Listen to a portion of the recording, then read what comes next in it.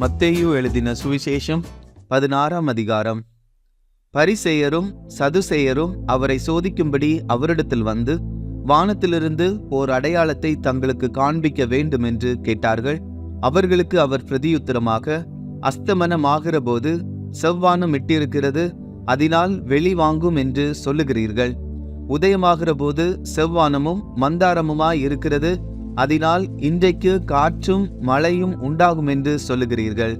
மாயக்காரரே, வானத்தின் தோற்றத்தை நிதானிக்க உங்களுக்கு தெரியுமே, காலங்களின் அடையாளங்களை நிதானிக்க உங்களால் கூடாதா? இந்த பொல்லாத விபச்சார சந்ததியார் அடையாளம் தேடுகிறார்கள். யோனா தீர்க்கதரிசியின் அடையாளமே அன்றி வேறே அடையாளம் இவர்களுக்கு கொடுக்கப்படுவதில்லை என்று சொல்லி அவர்களை விட்டு புறப்பட்டு போனார். அவருடைய சீஷர்கள் அக்கறை சேர்ந்தபோது அப்பங்களை கொண்டு வர மறந்து போனார்கள்.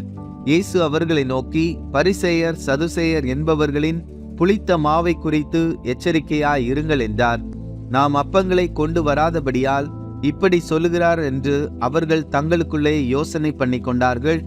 இயேசு அதை அறிந்து, அற்ப விசுவாசிகளே, அப்பங்களை கொண்டு வராததை குறித்து நீங்கள் உங்களுக்குள்ளே யோசனை பண்ணுகிறதென்ன? இன்னும் நீங்கள் உணரவில்லையா? 5 அப்பங்களை 5000 பேருக்கு பகிர்ந்ததையும், மீதியானதை எத்தனை கூடை நிறைய எடுத்தீர்கள் என்பதையும், 7 அப்பங்களை 4000 பேருக்கு பகிர்ந்ததையும், மீதியானதை எத்தனை கூடை நிறைய எடுத்தீர்கள் என்பதையும் நீங்கள் நினைவு கூறாமல் இருக்கிறீர்களா?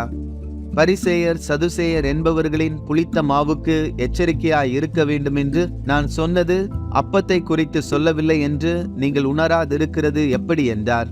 அப்பொழுது அவர் அப்பத்தின் புளித்த மாவை குறித்து எச்சரிக்கையாய் இருக்க வேண்டும் என்று சொல்லாமல், பரிசேயர் சதுசேயர் என்பவர்களின் உபதேசத்தை குறித்தே அப்படி சொன்னார் என்று அறிந்து கொண்டார்கள்.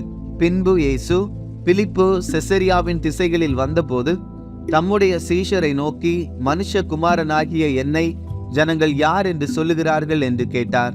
அதற்கு அவர்கள், சிலர் உம்மை யோவான் ஸ்நானன் என்றும், சிலர் எலியா என்றும், வேறு சிலர் எரேமியா அல்லது தீர்க்கதரிசிகளில் ஒருவர் என்றும் சொல்லுகிறார்கள் என்றார்கள்.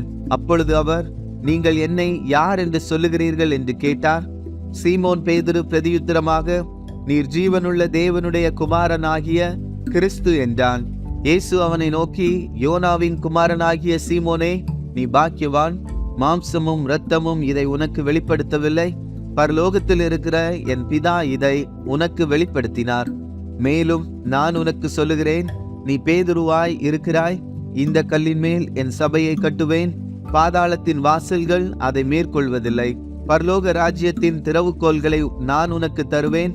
பூலோகத்திலே நீ கட்டுகிறது எதுவோ அது பரலோகத்திலும் கட்டப்பட்டிருக்கும், பூலோகத்திலே நீ கட்டவிழ்ப்பது எதுவோ அது பரலோகத்திலும் கட்டவிழ்க்கப்பட்டிருக்கும் என்றார். அப்பொழுது தாம் கிறிஸ்துவாகிய இயேசு என்று ஒருவருக்கும் சொல்லாதபடிக்கு தம்முடைய சீஷர்களுக்கு கட்டளையிட்டார். அது முதல் இயேசு தாம் எருசலேமுக்கு போய் மூப்பராலும் பிரதான ஆசாரியராலும் வேத பாரகராலும் பல பாடுகள் பட்டு கொலையுண்டு 3ஆம் நாளில் எழுந்திருக்க வேண்டும் என்பதை தம்முடைய சீஷர்களுக்கு சொல்லத் தொடங்கினார். அப்பொழுது பேதுரு அவரை தனியே அழைத்து கொண்டு போய், ஆண்டவரே, இது உமக்கு நேரிடக்கூடாதே, இது உமக்கு சம்பவிப்பதில்லை என்று அவரை கடிந்து கொள்ள தொடங்கினான். அவரோ திரும்பி பேதுருவை பார்த்து, எனக்கு பின்னாக போ சாத்தானே, நீ எனக்கு இடரலாய் இருக்கிறாய், தேவனுக்கு ஏற்றவைகளை சிந்தியாமல் மனுஷருக்கு ஏற்றவைகளை சிந்திக்கிறாய் என்றார். அப்பொழுது இயேசு தம்முடைய சீஷர்களை நோக்கி, ஒருவன் என்னை பின்பற்றி வர விரும்பினால் அவன் தன்னைத்தான் வெறுத்து தன் சிலுவையை எடுத்துக்கொண்டு என்னை பின்பற்ற கடவன். தன் ஜீவனை ரட்சிக்க விரும்புகிறவன் அதை இழந்து போவான், என் நிமித்தமாக தன் ஜீவனை இழந்து போகிறவன் அதை கண்டடைவான்.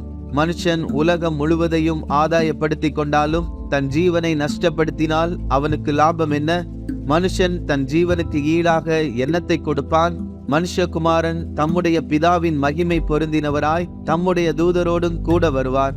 அப்பொழுது அவனவன் கிரியைக்கு தக்கதாக அவனவனுக்கு பலன் அளிப்பார். இங்கே நிற்கிறவர்களில் சிலர் மனுஷகுமாரன் தம்முடைய ராஜ்யத்தில் வருவதை காணுமுன் மரணத்தை ருசி பார்ப்பதில்லை என்று மெய்யாகவே உங்களுக்கு சொல்லுகிறேன் என்றார்.